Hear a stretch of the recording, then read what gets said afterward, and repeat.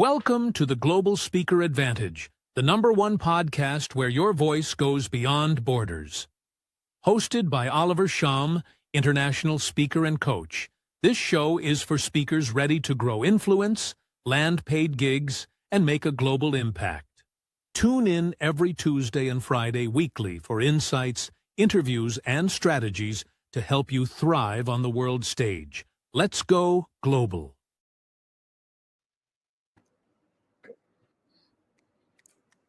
Hey. This is another Hi. exciting show, and like you can see already, I'm excited. Today is very special, and I have an amazing guest from India.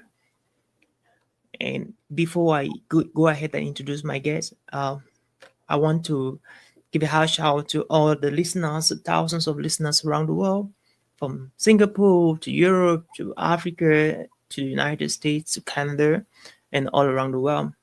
Thank you for all you've been doing, watching our episode, the live, the rebroadcast on YouTube, on LinkedIn, and Facebook. Thank you so much.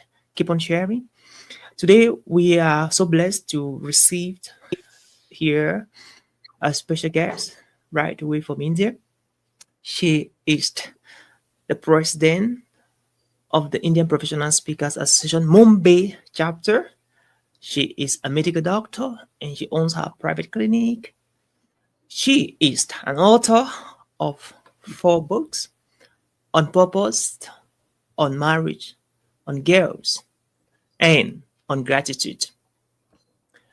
Away from that, she is a keynote speaker and, of course, a professional speaker, and she speaks all around the world, physically and virtually. Welcome, Dr. Alka Chadha. Thank you, Oliver. Thank you for having me. We've been planning this for quite some time, and here we are finally doing this show. My Pretty good. privilege. Thank you so much, Doctor. It's such a blessing and a privilege to have you here at the Global Speakers Advantage podcast. In this podcast, we interview top international speakers and global speakers from different continents and different countries of the world, and you're just one of them. And it's such a blessing, and we believe our guests are so blessed. Many of them were quite excited, looking forward to the show, and this is the show. So, what is the one word, even before we dive deeper into the conversation, what is the one word that describes you, your work, and any other thing that represents you here on Earth, Dr. Alka Chadha? One word that describes me is happy. Oh, nice. Happy. I'm always happy. Yeah. Happiness, according to me, is a Yeah, skill. you're right. I love that. You're right. From the first day I had a conversation with you, Yeah. and till today, I have been so obsessed with your happiness. I've seen that in every conversation we'll be having. And that is, I'm excited to hear. And of course, we need to be happy because happiness, like they say, is a choice. And if you choose not to be happy, it is still a choice. And if I was you watching right now, I would choose to be happy, even as we dive deeper into the details and the nitty gritties of the conversation or the podcast. So, right I would away, I yeah, would go ahead. also say that happiness is also not only a choice, it's a decision that we make every moment of our life. It's also a discipline. It can be, it's a skill that we can, keep on improving moment to moment, day after day after day after day. And then we wire our brain, no matter what happens, no matter brickbats I get, no matter how many challenges I have in my life, I'm going to choose to be happy. So it's a choice, it's an attitude, it's a way of life, and we have to make it into a habit finally. This is what I That is say about it. this. And Yeah. today we are talking about mindset shift, Yes. how to move from having a thought to global influence. That is our topic for today. my dear. Yes. So, Doctor, what key mental shift must someone actually undertake to move from having an idea to influencing the world with that idea? So in my life, the universe has always played a big role in my life. And do you believe in the universe? Do you think that the universe shows you signs every time here and there? Does it show you signs? Are you in connect with the universe? Oliver. Yeah. The universe. I believe in the universe. I believe in God, and I believe that Yes. everything happens based on the creation's programming, Yes. and and Everything happens and for even a our reason. meeting today is because it was Yeah. planned, it was programmed. Yeah. So our mind is a part of our system and it is controlled by our intellect. Mm-hmm. So how what the thoughts are coming in into our mind, each and every thought, if we can monitor our thoughts. Say, at any given time, we have 70,000 thoughts coming into our mind. Mm-hmm. And if you look at those thoughts, 90% of the thoughts may be negative. So we Mm-hmm. have to learn to filter our thoughts. If a woman comes to me in my training and she's, like negative, negative, negative, it's very easy to spiral down into that rabbit hole. Mm-hmm. But when we change that thought, when we catch hold of that thought and we just throw it away, it's a habit. It's over a period of time. We get rid of our negative thoughts, we make them into positive thoughts, and then we make these positive thoughts into action. It's not just the thought which is important. The thought has to be put into action. And then put it into action. See, the brain is also containing what is known as the amygdala. And Yeah. my pet line is amygdala is the primitive brain, and the primitive brain has to be killed. I say kill the amygdala, kill the negative thoughts. And how Mm-hmm. do you do that? You do that by moment to moment seeing what is coming into your mind. And that's a practice. It doesn't come overnight. If I say overnight, come on now, start looking at your thoughts, it doesn't come. I'll give you a small illustration. Like you can close your eyes, Oliver. Mm-hmm. Just sit in silence. Just look at your breath and just observe what are the thoughts which are coming into your mind. Mm-hmm. And I always say that keep a pen with you, write down one negative, two negative, three positive, one positive, one positive, one positive. And when you see this and you do it repeatedly for half a minute or 1 minute, you will Mm-hmm. find how many negative thoughts, how many positive thoughts. Yeah. And then we slowly and slowly empower ourselves to look at the positive thoughts and then what I can do with my life. So at a given time, when you have a situation which is negative, when you are having a challenge in your life, you have to look at it from the deeper point of view. You have to go within. And Oliver, something happens when you close your eyes. All your attention is shifted from the outside materialistic world into the intangible world. Have you Mm-hmm. noticed that? Yeah. Have you noticed? Yeah. So closing your eyes and doing the exercise, I'm not even calling it meditation. I'm calling it reflection. I'm calling it just sitting in a isolated place quietly by yourself. So I have a question for the audience. How many of you spend how much time, let us say, in 24 hours with your own self? Oliver, how much time do you spend with yourself alone, without a book, without a phone, without a screen, without music, without a movie? So, how much time do you spend with yourself in 24 hours? That's away from the time you have to sleep, right? Yeah, of course, definitely. Well, not probably less than 3 hours in 24 hours. 3, 4 hours is a lot of time. Mm-hmm. If you actually ask the world today, you ask the youngsters today, you're also very young, but I don't find that 3, 4 hours is being spent by yourself. Many of the patients, many of my clients, when I talk to them in the trainings, they don't have time for themselves. My audience is the audience which is between 30 and 40. They're working very hard, they're very stressed out, and they come and they tell me, ma'am, I have everything in my life. I'm working from pillar to post. I have money, I have home, I have name, I have fame, but there is something still lacking inside of me. And they find there's a hole in their heart. They find something unfulfilling. And what is that? The reason for that is we are stressed and stressed and stressed. The purpose of life has become to make money and money and money. If we just shift the purpose of life, if we just shift our thought that I'm doing this because I want to help somebody, whatever work you may be doing, whether you're a doctor, whether you're a coach or a mentor, if you're doing it with the intention and the purpose of helping somebody, bringing about a contribution in the society, making someone better, and Mm-hmm. just loving and just caring for somebody, automatically something shifts in your mind, and your performance is better, your productivity is better, and definitely your prosperity is better. So it's a question of time, Oliver. It doesn't happen overnight. It's a question of time, and slowly, when we practice and practice and practice these thoughts, they change, and they change our mindset, and the amygdala is killed. Slowly, we don't think about the negative thoughts, and the amygdala becomes smaller and smaller and smaller and smaller and smaller. So my favorite line is kill your amygdala and Oh. come back to the prefrontal cortex. This is the prefrontal cortex. The neuroscience says this is the brain of execution, the frontal brain. Mm. And when you take action, when you do things that you really want to do, when you have those happy thoughts, when you go out in the world and you dance and you move your body and you sing and you're happy, that's when this becomes activated. Your brain is having a party. So that is how you change your thoughts, and you change your brain structure, and you change your life. Mm. Over to you. Over to you, Oliver. Amazing. Amazing. As a theme, apart from the amygdala, there is still another part of the brain called the RAS, the reticular activating system, for my study of the brain. And it is good at keeping negative memories and helping you to fight back attacks, especially unconsciously.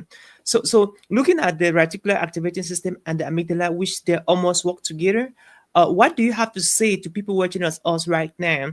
And for instance, maybe you are a young woman, you dated a man, and he disappointed you at the end of the day, and the relationship did not work out. And you dated another gentleman, and it did not work out. And you dated another one, it did not work out. Well, and you're like, all men are bad. Like, and the same thing with women, and anyone that shows up, you're like, Yeah. no. You're just blocking. You just put a sign like no entry zone. And because of that, it maybe the fourth one was that one that could have a relationship with you, or maybe the fourth lady was that one that could have a relationship with you. What can you tell our listeners right now that their Yeah. reticular activating system has been fighting any sign that is coming to them, which they have a negative experience before, to actually slow down and ask themselves, could this be an opportunity? Yeah. Yeah. What do you have to say, please? I got your question. So the reticular activating system is actually the place of regulation of your emotions. And I would say that if a human being, if he is not control of his emotions, then he is not control of his own life. And for Mm, me, this question is so funny because my Women's Day post is about thanking the men in my life because I'm so grateful to all the men in my life, whether it's my dad, it's my husband, my son, my brother, or whoever it is, because mm, I really feel that this world needs men and women together. We are interdependent on each other. We are not separate from each other, and we mm, love each other, and we complement each other. The mm, way a woman is made and the way a man is made, they're very differently made. And there's no competition. We have to mm, just learn to care for each other. A husband and wife are there to love each other, to witness each other's lives. And there is no ego. But point is, when the ego comes in, the problems come in. And what you're talking about, one bad experience in your life, you labeled everybody is bad.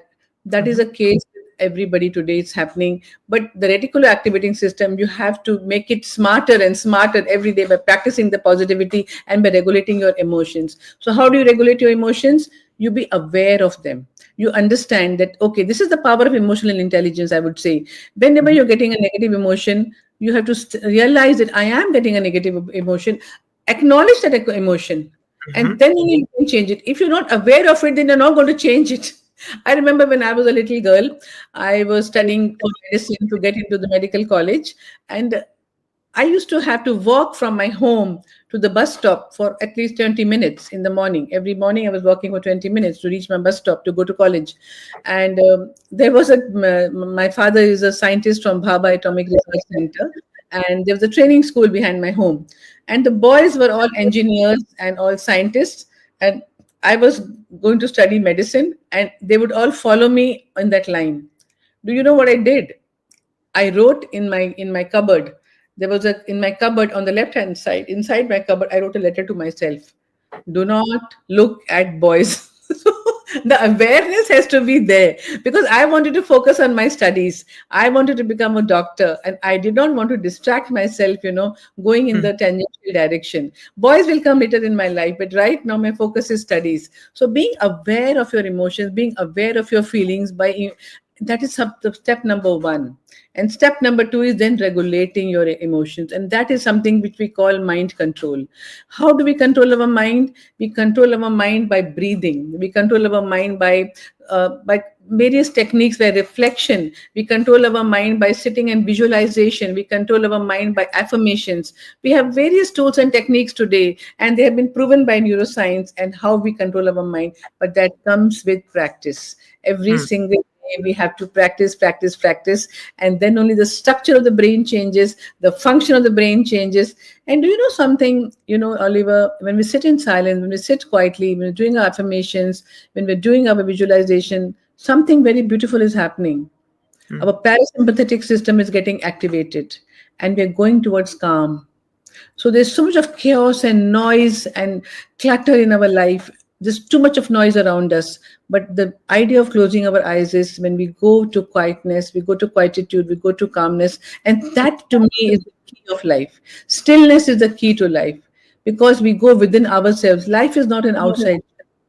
Life is an inside journey, and it takes time to activate your RAS, the activating system, the brain, and the prefrontal cortex. So all this can be activated, and they can be strengthened by mm. practice. I Over to love you. that. Yeah. So this is great. I love that. Um, the other day here in the Global Speakers Advantage podcast, I interviewed, not interviewing, we had a conversation. I had a conversation with patients about patients. About patient is actually an international speaker from the Republic of Cameroon. She was here with me live in the studio here in Minnesota.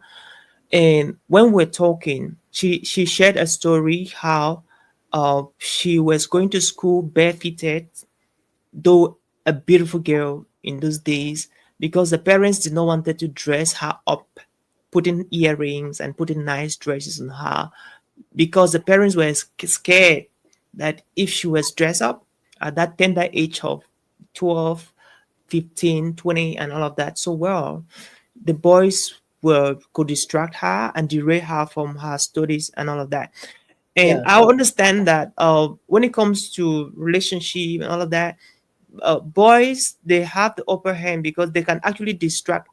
For instance, when a boy impregnates a girl and they are not legally married, um it can actually affect the girl more than the boy, because the person that carries the pregnancy for 9 months is a girl, not a Yeah. boy. And that Yeah. can hamper on her education, and to an extent is really restrain her from pursuing her dream a little bit, that she's having a delayed in whatever she was pursuing. But the boy is there, he goes about his business and all of that, and Yeah. some actually even run away. So, Dr. Alka, why is it, what strategies can you share based on your experience growing up as a girl, beautiful, brilliant, having a dream to become a doctor, on what parents who have girl children, like I have girl children, like all my children are girls, on how what they can start doing to educate their children, their girl children, and to, in fact, you're even written a book on girls, on Yes. On daughters. what can parents start doing to educate their girl children, Yeah. like boys, at the same time, not to hamper on the girls, to play negatively on them, or using their vulnerability as an advantage, to hurt their emotions. What advice do you have to share with parents and the girls watching us right now, especially those teenagers and those adolescents, even the youth for one watching us right now, on how they can. You made a statement that you roots somewhere that I'm not going to look on boys, and that helped you. Today you're a medical doctor, you own your clinic in Mumbai, India. That Yeah. helped you. What do you have to share to parents, to the girls watching us right now, even to the boys, on how they can discipline themselves and stay away from creating troubles and causing people's children harm and creating chaos for the next future? So this is a long answer to a short and a long question. I'm Yeah. from a family of four daughters, and my dad, he was always preparing us to meet the world tomorrow. He was always preparing us. So, three of us are doctors. Out of four daughters, we are three of us are doctors. And the most intelligent girl, she became an air hostess, and she's flying in the world. She's flying today. So I would say that my dad was preparing us. So, my dad and myself, we had innumerable dates. My dad wrote letters for me. I've still preserved them in files. My dad wrote very, very encouraging letters to me that if whatever it may be, my birthday, my marriage anniversary, or my any event in my house, in my life, he wrote letters to all four of us. And he was always preparing us for the future. He didn't tell us you're the best and you can do everything and you can achieve everything. No, no, no, no, no. He said you do it right now because if I have a flat tire in my car, I was told I can't call up my dad and say that, well, I got a flat tire. No, I can't do that. I have to know how to change my tire. Mm, Independent. You have to be independent. You have to be free. So you want to do, you are like a big queen, you're like a big leader, you call yourself a leader, but you've got to behave like a leader. And my dad always taught us that don't be stuck up in life, don't catch hold of anger, and don't catch of this. And there was a tagline in my house which said, be like water. And mm, this has changed my life, Oliver. Be like water means you have to give. Water is always giving. It's mm, giving so much and it's nourishing. So he always asked me four questions you have to ask yourself when you are in trouble. The second quality of water is it's flexible. mm, It goes around, below, above the pebbles and the stones and the boulders which come on your way. So, how flexible are you? The first question you ask yourself is, are you giving or are you only taking from the society, from the world, from the people around you? Are you giving? Learn to give. Second is, are you flexible? Third question was about, are you resilient? So, mm, you boil the water to 100 degrees centigrade and then you cool it. It comes back to its normal cool self. How cool are you? Are you always angry? Today, I find the young communities, their anger is sitting on the tip of the nose. They get upset for little things. So this is one thing to control your anger, to be resilient. And the fourth thing is, if you want to do something iconic in your life, if you want to become a dynamic speaker, a dynamic doctor, or whatever you want to become in your life, there are three or four qualities you have to have, and there are three P's. And what are those three P's? Do you know, Oliver? Do you know, I, Oliver? Why does the stone cut through the why does the water cut through the stone? It does it very, very gently. It does it very, very caringly. It doesn't use force.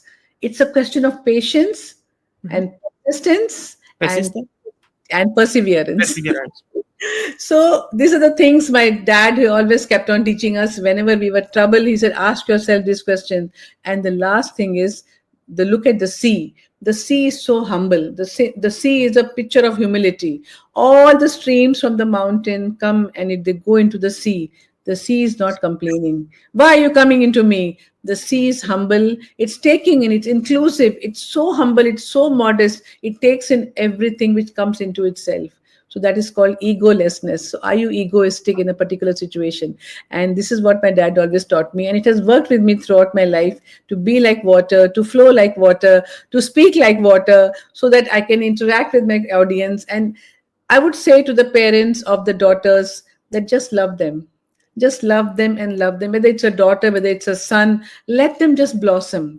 Let them just blossom into beautiful flowers like you and me, unique flowers with a unique fragrance. Each child has a unique fragrance. So let them just blossom into those flowers and they will find their way, they will find their purpose. The upbringing, we have to give the value systems. Are you I would look at the parents and ask one question: are you the role model to your child?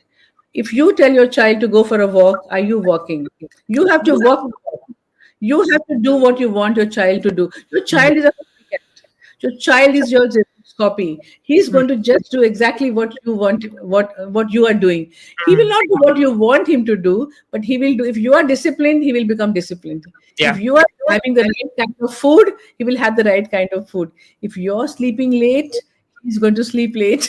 So you discipline yourself, your children will get disciplined. This is my answer. Give them a lot of love. Thank you. I love that. To those who have ears, let them hear.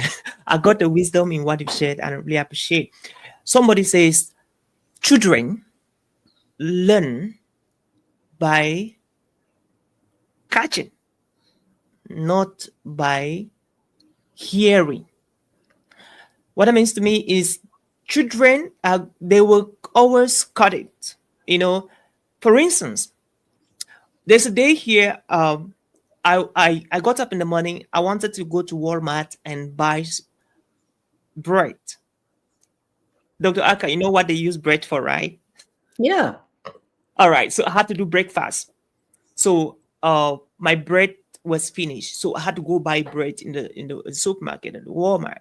Yeah. And it got dawned on me that my mother used to fry gâteau, kind of puff, back then in Africa, in Cameroon. And it got told on me that I can do this thing and use it as my bread for breakfast for the next days here in my house. Yeah. And you know what? Good enough. I had flour in the house. I had the oil and all those baking stuff, baking powder and all of that. And immediately I had to challenge myself. I warmed water. I remember getting up every 5 a.m. and watching my mom do this almost every week. And immediately I boiled water. I did not go to any ChatGPT or Google or YouTube to ask for recipe on how to do that stuff. I immediately remembered how she would measure everything put together. And long story short, I got my perform met, and it took me like 2-3 days to do it. And I keep doing it. I stopped buying bread and I started frying bread, and baking bread because Yeah. of what my mom taught me. And she Yeah. had no idea that's what I learned. So Yeah. children, you don't need to tell them what to do because they will cut it as you're doing it. And they will live to have that in at the back of their mind that this is how this thing is done. And so the question we have asking parents right now is like Dr. Alka would say, are you the role model to your children? Because at times we don't ever have to blame the children to an extent. The blame is always on parents. Did you play your role well? Are you walking the Absolutely. talk? Are you doing what you are asking them to do? Because I believe that if you begin to do, and if we begin to do the things we're asking our children to do as parents, our children will not only give us trouble, but they will never give us trouble, but they will be able to just key in to our actions, to our steps, to our character, to our habits, to the little things we do every day. And if they are good things, I bet you'll be so proud of them.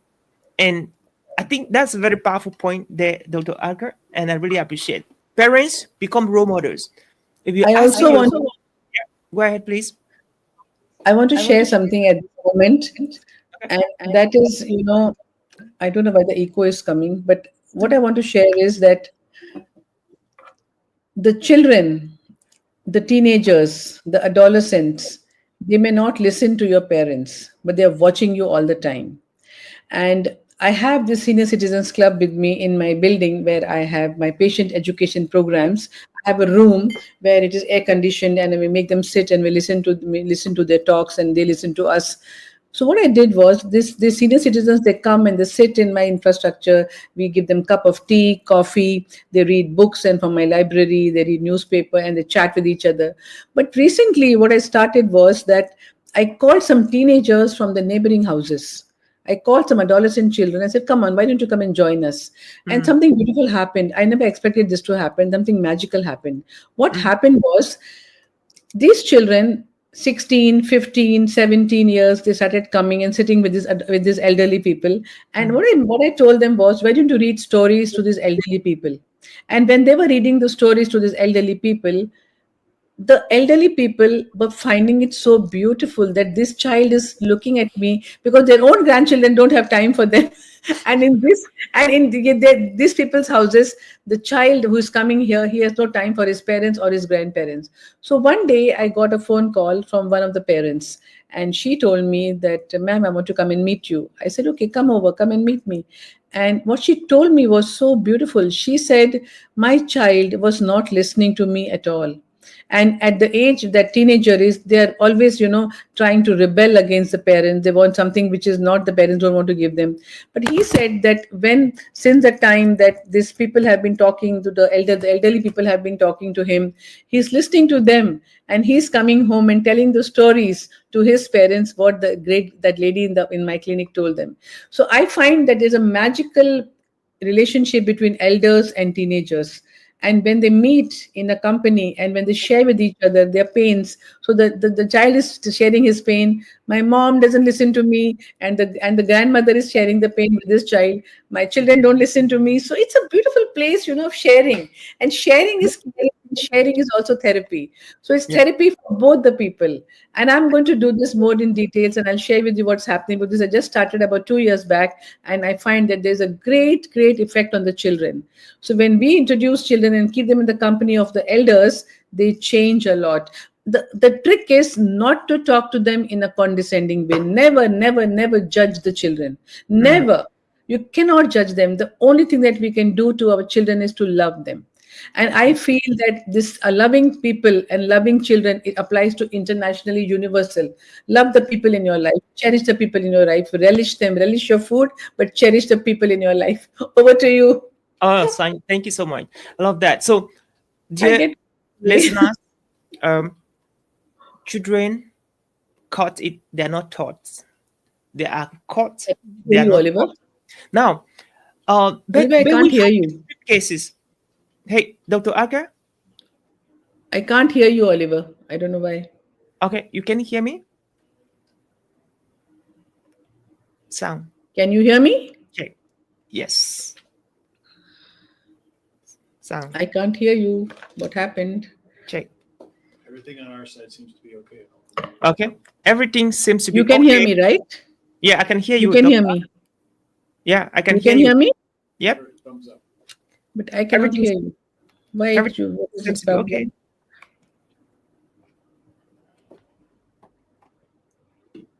problem? I don't know what is the problem. Say something, Oliver. Say something. Yes. I can hear you.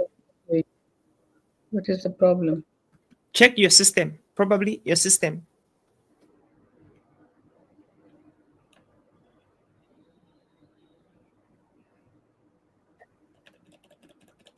Okay. Now you say something. Now you say Yeah, something. Yeah, now I can hear you. Now I can hear you. probably your system. All Yeah. right. Thank you so much for that. So what do you have to say in extreme cases? Their parents, they really show love to their children. They give in their very best. I know of parents that they have given in their very best to a particular child, but again, the child seems to be stubborn. What advice, what words of encouragement, how can you show empathy, how can you talk to those parents, please? I understand we're talking about mindset shift, and you being an author on parenting and girls and all of that. I just wanted to say a word to that even as we proceed. So I'm a coach, but not for the parents. But I do take some classes for parents, Okay. and what I have seen in most of the cases is the stubbornness of the child is not because of the stubbornness, but the child is crying for some love and affection. The child is crying for attention. The child is crying for empathy. The child is crying for to be heard and to be seen. That's what the child is crying in maximum number of cases. I'm not an expert in this, but this is what I have seen in case of stubborn children. Have you seen a 2-year-old child? One day, I was on the airport, and the dad was at the back, the mom was in front, and this 2-year-old was at the back behind the dad. So dad, then mom, then the child. Now the child is asking for ice cream on the airport. They are going to check in into the for the flight, and the child was asking for ice cream. 2-year-old child, very small child. So the mother said no ice cream now. She knelt down. She made eye contact with the child, and she told the child, no ice cream now. We are going into the plane. After we finish checking in, we'll get you an ice cream. Come on now. So he didn't listen. He was shouting and screaming. She left him, and she walked away. And then he lied down on the ground, and he was doing, she did not bother. She did not call him back. She did not say anything. And the husband stayed behind, and he was walking slowly behind the child, just watching what is happening. And the lady, she took the luggage and she went inside into the airport, and she was doing her check-in. After some time, I noticed that this child got up and he started walking. So Mm. Wow. we give in to the tantrums of the children. Mm. It's obvious that they're looking for attention. Mm. We are all hungry for attention. We are all hungry for being acknowledged. Same is with the child. We're hardwired to be seen. So a child is also, it's a cry for help. In a couple, I would say, in the office, I would say, between the boss, between the management, the senior management, and the leader who's above him, each one is trying to get attention. And when we don't give them the attention, it's a cry. They can be throwing tantrums, they can be insulting people, they could be getting angry, and they could be throwing words at people. So the team management at home, or whether it's in the office and with the children of small age or big age, it's the same thing. So I would say that again, loving the children and not letting them become that stubborn child. And if he has become stubborn, then we better to take some help. And again, talking, counseling is the only way out. There is no punishment. There is no way to become harsh with the child. And I would say it's only listening to what the child is saying. Listening is it's such a beautiful weapon, a tool, a technique which we are not using. We are underutilizing listening. If a child is stubborn, the thing is to give a lot of time to this child to speak. Let him go on talking without interrupting, without judging him. We have to listen to what he's telling. And that, in my view, it's not easy. It's painstaking. It's going to take a lot of time, but that is the way to help your child, to help your colleague, to help your team member, to help anybody who is in trouble, who's become stubborn or egoistic or whatever. I go for empathy and I go for listening. Thank you. Awesome. Thank you. We actually labored on that point of parenting and all of that children, because that's the foundation of society. So if the children are not well brought up, there's not going to be influence, there's not going to be mindset shift, and it all begins with the family there. So thank you so much. And to our viewers, that was so important that we trash that out. Dr. Arger, can you share with us a personal experience on how you move from an idea to global influence? So, if I tell you my journey, when I became a doctor, I got married. So, before that, I'm the twinkle of my dad's eye. I have all the time of with my dad and with my mom, and we get a lot of love and affection. I was told so many stories at night time, bedtime stories. My dad made me sleep with lullabies, and I was brought up in that kind of an environment. But the day you get married, but I met the person of my dreams, a person who is very calm and who's very peaceful. And that's what made the change in my life. After I got married, I had to juggle my work and my children and my family and my everything. But I had the support of my husband. And I said that I want to make a house. I want to have my own house, but I don't want to take help from anybody. I'm coming to the point of global influence because it is your thought which counts. What is it that you want in your life? What kind of character do you want to build yourself? What is a personality that you want to build yourself? If you read James Clear, if you read Atomic Habits, he talks about processes. He talks about systems. And I think habits are the systems in our body, in our mind, in our essence of ourselves. So when I got married, when I was juggling so much, one day when I was going to drop my children to the babysitter, I fell down, I broke my ankle, and as I was lying on the bed, relaxed but not moving so much, not juggling so much, I realized that this was a sign from the universe to tell me to slow down. And that was the time I realized that the spark within me had died because I was searching for the wrong things in my life. I wanted a comfortable house. I wanted a comfortable living for my family, for my children. But that's the time I realized that it's not those things which are important. What is important is giving time to your own self, giving time to your own children. And do you know something? I resigned my job. I resigned my job without even realizing how am I going to pay my installment for my house with one salary of my husband. With one salary, I could not ever pay the installment. But I had the faith in the universe. I surrendered to the universe that the universe is going to find a way. And then I started looking for more jobs and my clinic and everything. My thought was that I want to be independent. I want to be free, but I'm not taking money from my parents or from anybody. But I took a loan from the bank, of course, which I had to pay. And taking the bank loan makes you very, very active, and it makes you don't splurge your money. because you have to pay your installment. You don't Yeah. go and watch a movie because you don't have that kind of money. You don't go to the mall to buy a dress. My children, I would not go and take them for shopping every day. Come on, I can buy you clothes. No, no, no, no, no. No, nothing, nothing. I was living a very, very subdued life because I wanted something in my life. So my question to everyone is that if you want to build the world, first you have to build yourself. What is it that you want in your life? What is a process and what is a system that you want to build inside yourself? What is a character? What is a version of yourself that you want to become? You want to become a strong person, like my dad said, become strong, but be soft from inside. So for me, after my marriage, after my fracture, it was a turning point in my life. After I resigned my job, I started spending a lot of time with my own children, and I made storytelling groups, and I made a happiness school after that. And this happiness school was my way of giving significance to myself. I introduced all the children and their parents, and I was talking to them about happiness, about joy. Because, Oliver, one thing is for sure that when you give away joy, joy only comes back to you. If Mm-hmm. joy is if joy is what you give away, joy is what you come. It comes back each day. This is what I feel. That is my quote. So my message to the world would be: what is it that you want to become? What is your identity? What is it that you want to build yourself? What is that you want to change about yourself? You want to become a smarter, a better version of yourself.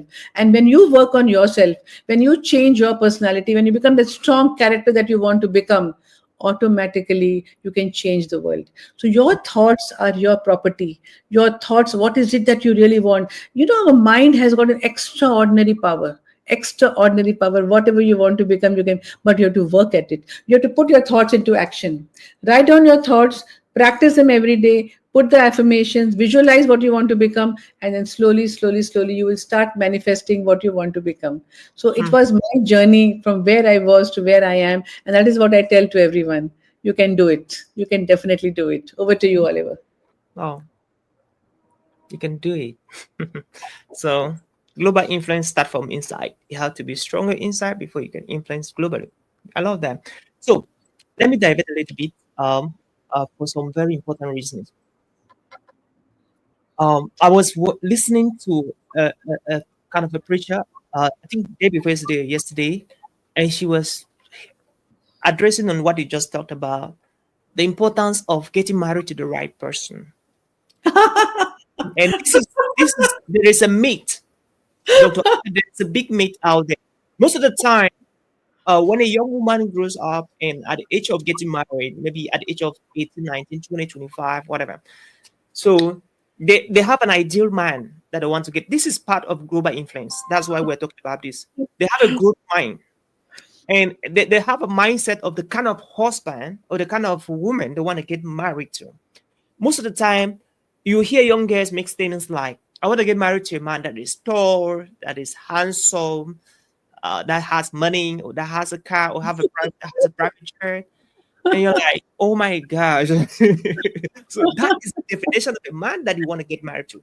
And most of the time, when they end up not getting this, their ideal man, that has been fantasized all the time, they get so frustrated.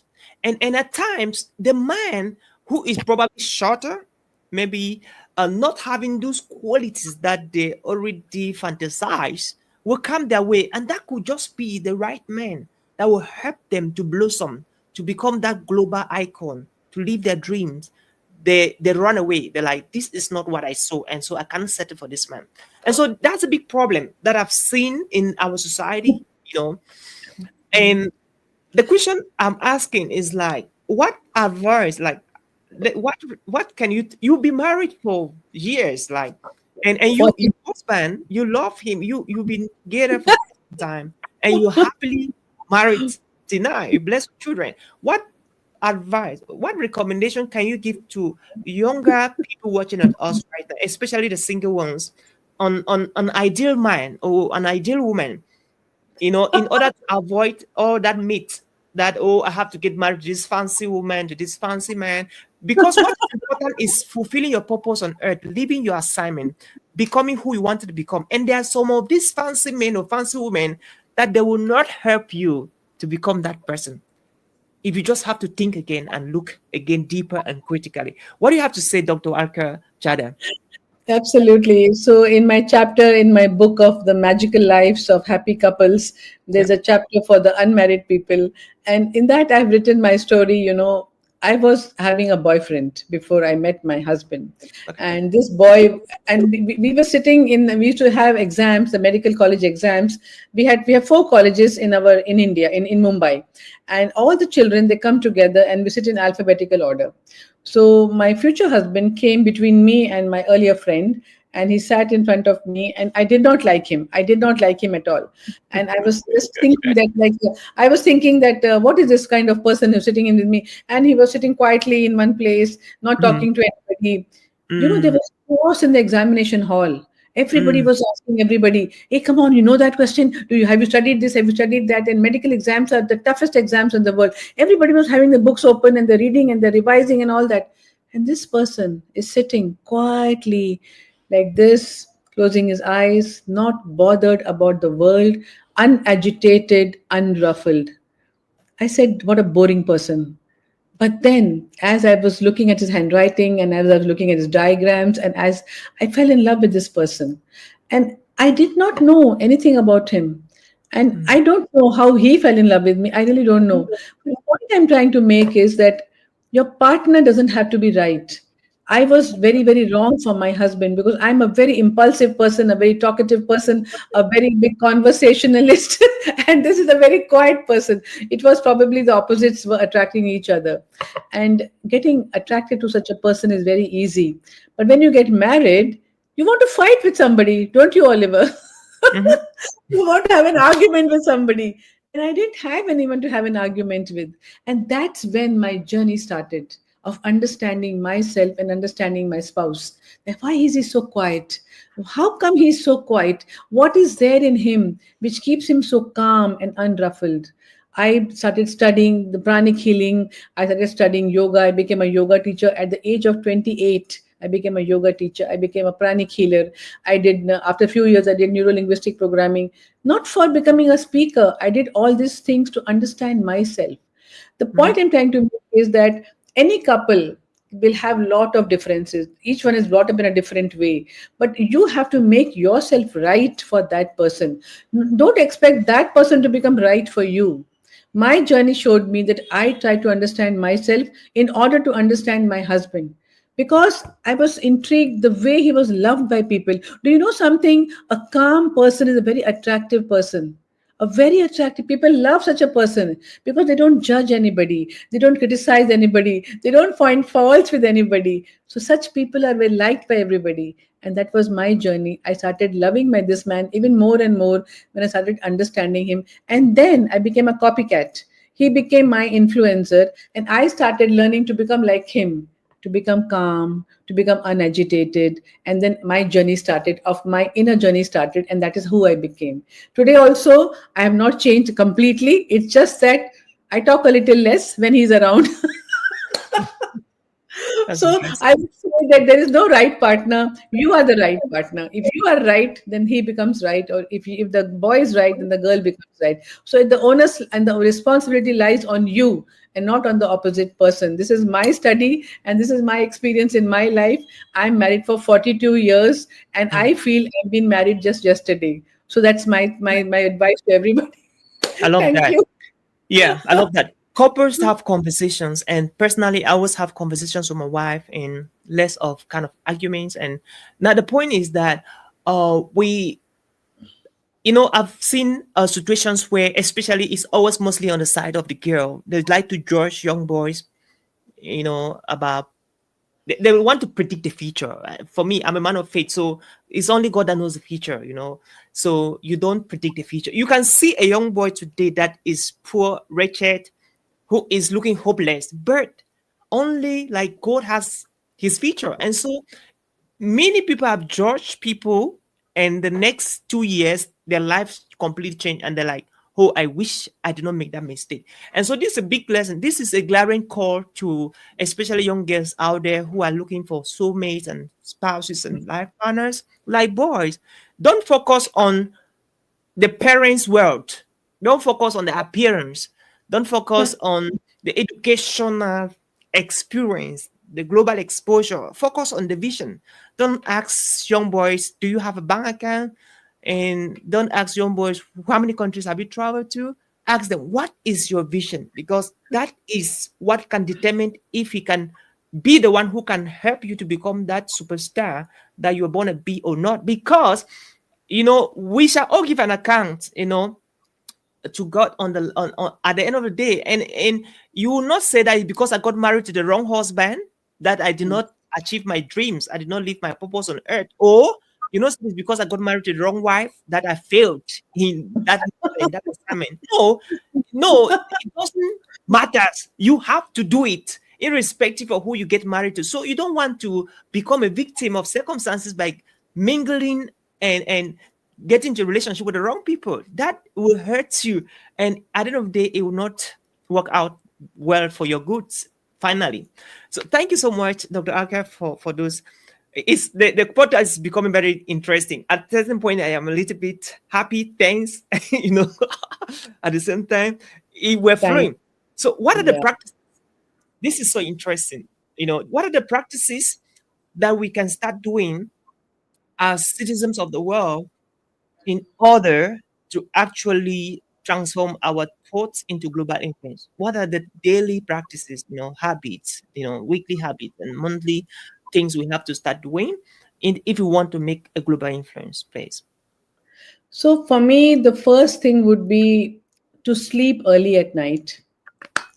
Your sleep, no matter what you're doing in your life, you're having a right nutrition, you're doing the right exercise, you're having the right thoughts, you're doing everything. But if you're not sleeping well, then it's a very big disadvantage to you. So sleeping early helps you to get up early. The morning rituals. What are you doing in the morning? So in India, we say the 4 to 6 a.m. time in the morning is a very precious time. And if you get up in the morning, Oliver, you'll realize there are no distractions. There's complete quiet. There's maximum performance and maximum productivity at that time. And you can do whatever you want. So the time it takes in the afternoon for you to do something for 1 hour, you can finish it in 15 minutes in the morning. So I would say the first thing is the winding down. When you wind down at night, how are you winding down? Are you grateful for the things that you have done? Do you take a note of what has gone well during the day? Do you write down what you can improve the next day? How do you wind down? Are you finding down fighting with your husband? So I would say that in the evening after 7 p.m., have an early dinner. After 7 p.m., no fighting, no argument, low, no TV, no screen. Just have loving talks with your family members. Have your dinner or what you want to have, a nightcap or whatever, everything, and then prepare yourself to sleep early. That is step number 1 for me. Step number 2 is get up early in the morning. When you get up early in the morning, whether you want to write a book, so I've written 4 books now, and I would say that I get maximum time in the morning when I can write, and my thoughts are coming quickly one after the other. In the afternoon time, I'm distracted. I'm totally distracted with so many things in my life, what is happening in my clinic and elsewhere. So getting up in the morning. Now, sitting in silence with your own self. I always say stillness is the key. Sitting in silence, reflecting about your life is step number 3. That's very, very important. Let's just sit for 2 to 3 minutes, 2 to 3 times in a day. Are you doing that? Are you realizing where you're going? Am I going in the right direction? This is what I want. So, we finish college, we get married, then we have children. No. Today, the youngsters are saying we don't want children. We don't want to get married. Many of the youngsters are coming and telling me they're adopting children. A single mother is adopting a child. It's okay. Whatever it is that you want to do, you have to reflect, you have to write it down. The third thing is after stillness is about breathing. When you do breathing, your mind is slowly coming into your control. You don't sit and back answer. Do you back answer to your boss? We don't, right? How do we control that? We control it in our mind, we control it in our subconscious mind. No. I cannot tell anything wrong to my boss. I cannot shout at my boss. But the same thing can be done in every quadrant of your life. Whether it is your marriage, whether it is your recreation, whether it is your spiritual life, whether it's your social life, to plan all these things and practice these things. So breathing is very important. Then you do affirmations, practice the affirmations in the morning throughout the day. And affirmation is what? When you say to somebody, I don't care, that's an affirmation. So get rid of all the negative affirmations. Mm, When you say that, yes, I want to be happy, I want you to be happy. Look at the best in people, look at the best in the situation. These are your affirmations. And mm, change affirmations from fault finding affirmations to positive affirmations. Then visualize what you want to become. What is it that you're looking at? Visualize that person that you want to become. Visualize that world that you want to create. And automatically, slowly and slowly, when you change yourself from inside, you can create that landscape inside of you, and the same landscape gets created outside. The landscape comes because of new eyes. You have to have new eyes, new vision. What you want in your life, you have to visualize again and again. I'm not talking about vision board. Vision board is a separate entity. I'm talking about a visualization of your dream. What is mm, it that you really want to become? And that is how you can change yourself. And the minute you change yourself, the minute you have gone through the challenges in your life, you can show it to the world. You can mm, share it with the world. And that becomes your place of influence to the global world. Over to mm. you. Shiva. Yeah. Dr. Alka, you're such a blessing. You're such a wonderful woman. You're such a thought leader. Thank you. I was recalibrating with all of these things you're saying. When I was growing up as a young boy, at the age of, I think, 21 years or 20, 19, 18, like that, in my room, in my bedroom, I had a world map, and I star the countries I want to travel and speak in. Singapore was one of the country, India, I had Spain, I have United States, I had a lot of countries. And guess what? Today I've spoken in most of these countries. And every day when I get up from bed, I had some affirmation. I'm like, I'm a global speaker. I am a top international speaker. I'm doing all that. And it was not long from then I started living that exactly the words I used to converse. And there's a lot of power in affirmations. And I love uh, when you say I don't care, that is an affirmation, and we have to Yeah. do it of. Yeah. I love that, and it's working. I had kind of when we had our first daughter, we need to get someone who could come and assist us in doing that. So this young girl came in, and she was brought up differently than how we bring up our own children. So her mindset was totally different from what we believe was the right mindset. So she's probably pretty negative and all of that. So good enough together with my wife, we were patient enough with her, and we started teaching her how to unprogram herself, like moving from negative word to positive word. The good thing is Yeah. that 2 days ago Yeah. I was talking with her. I she's actually learning this graphic design right now. So there's a design she designed, she sent to me. So that she had to send to me every week, every day, what she's designing, so I can give her feedback for her to improve. So she sent me a design, and in this design, it was good. It was like 50-50. So I was like, have you gotten feedback from your colleagues, from your fellow students, and what they're saying? She said they said this, and I had to do this again. And Mm. I was like, did you design this with a telephone or with a laptop or the desktop? She said she designed it with a desktop. I'm like, uh, could you design this with a phone? And Mm. it's impossible. Now, when she started saying it's impossible to design it with the phone, she changed her mind. She was like, well, it's pretty challenging to design with the phone. Yeah. And you see what happens. So she used to say it's impossible to do things. And now, with the consistency in working with her and being patient and nurturing her to change that paradigm, what you talk about, the amygdala and the reticular activating system. So she's gradually moving from being a very negative person to being a very positive person with time. Yes. And I was so impressed when she made that statement. I was like, wow, this thing is working. And so those affirmations are very powerful because she has been doing some affirmations and we're really happy. So you may be watching this now and you're a young person out there and people give you feedback, you are too negative because that will affect your future. Maybe Yeah. start practicing affirmations. Start telling yourself that I'm not negative, I'm positive, I'm successful, I'm a warrior, I'm a champion. This, by the way. So my next question to you, Dr. Alka, is this. Some people call it Allah, some people call it the universe, some people call it Buddha. I call it God. Now, so people have different names, to God. Now, there's a difference between a vision and ambitions. And most of the time, we find ourselves doing everything to achieve our ambitions. How do you align your ambitions to the vision that has been given to you, be it by God, be it by the universe, be it by Allah or Buddha, whatever you believe? How do you align yourself to know that you are actually in his vision and not in your personal ambitions? Very easy. It's Oh, very simple. Vision is something you imagine. The mhm, word imagination uses all your creativity inside your mind, inside your soul, and inside of you, and that becomes a beautiful dream. So mhm, when I was a child, I was always dreaming I'm a doctor and I'm treating these patients and I want to become like this and I want to take care of all the patients, and I was always imagining that kind of a thing. And slowly and gradually that dream starts manifesting. But the point I'm trying to make is the ambition is different.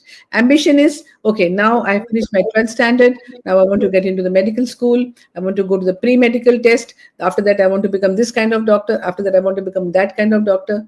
But vision is very different. Vision is all about imagining, vision is all about your dream. So never allow your dream to die. You may get less marks today, you may not get into medicine, it's okay. But there is a dream which you're having, and it becomes concrete when you start working towards the ambitions. So ambitions take you towards your dream. So mhm, ambitions are the power leaps, small ambitions and small power leaps, they take you towards your dream. And doesn't matter if you get less marks, doesn't matter if you can't get into medicine, doesn't matter you can get into something else, it's okay. But keep that vision and keep that dream alive inside of you. For me, it was my dream which kept me going. I had to sabotage my dream sometimes, but then I got up again and said, no, no, no, no, no, no, no, I am to become a doctor. Yes, I am going to become a doctor. And then I went for future education. I went and did my future education, my post graduation, and I did everything possible. That was my ambition. So ambition is something which is materialistic, which is outside, which is not having much of imagination, but vision. And your dream is something which is containing a lot of imagination.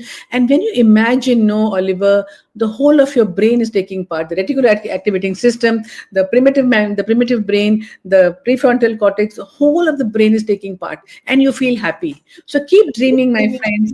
You can say to yourself, I can do this, I am doing it. yep, Over to very you. possible. Yep, I love that. So can we confidently say that vision is equal to purpose? Actually, your purpose drives you to your vision. So I can become a doctor. So there was a little girl who came to my clinic. She was very small and maybe about 8 or 9 years of age. She gave me a flower, and I asked her, "What do you want to become?"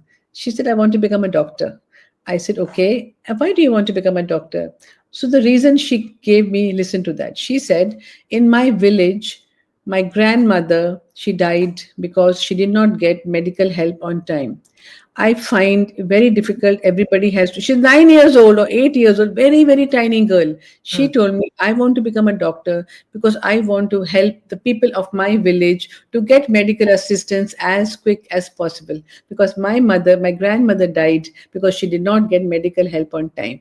That is a purpose. You can become a doctor because you want to make lots of money. That is not a purpose. That is a materialistic thing. That is an ambition. But a vision would be, I want to become a doctor because of blah, blah, blah, blah, blah, because I want to serve the community. A hospitality industry, I want to make a hotel. You can say that I want to have unreasonable hospitality. I want to go beyond service. I want to tell the people that I can treat you so well that I can make you having a very unforgettable experience in my hospital, in my hotel.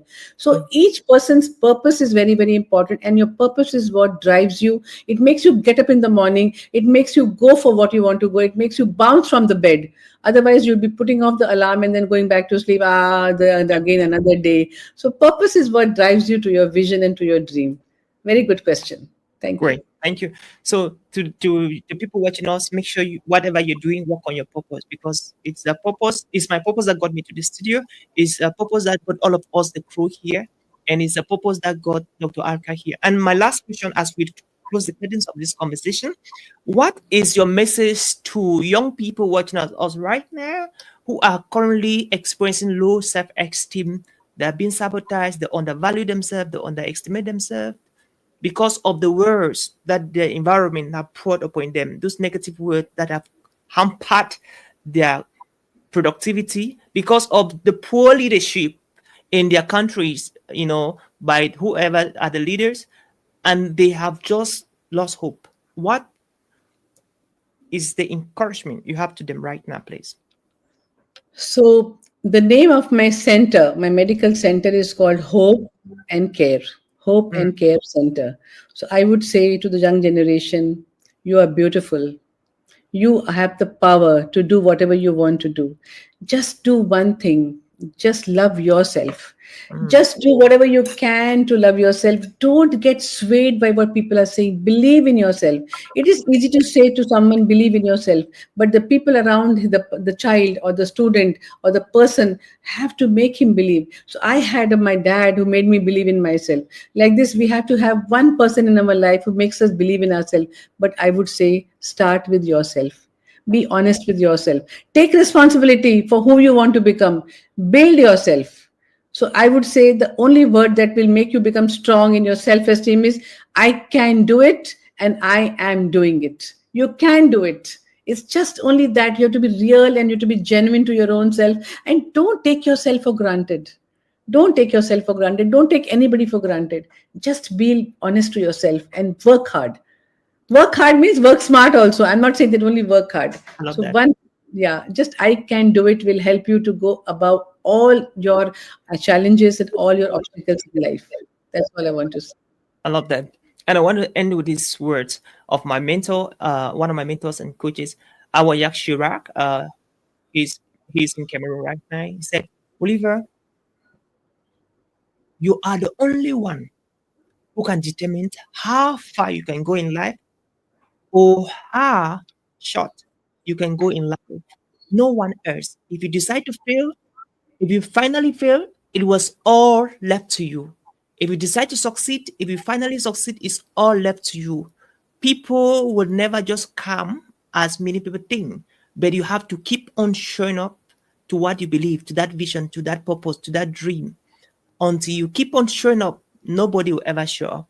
And that was it today, my fellow listeners and viewers from all around the world. Special thanks goes to Dr. Alka Chadha, all the way from India, Mumbai, India, who has been our amazing, amazing, amazing guest of honor today in our Global Speakers Advantage podcast.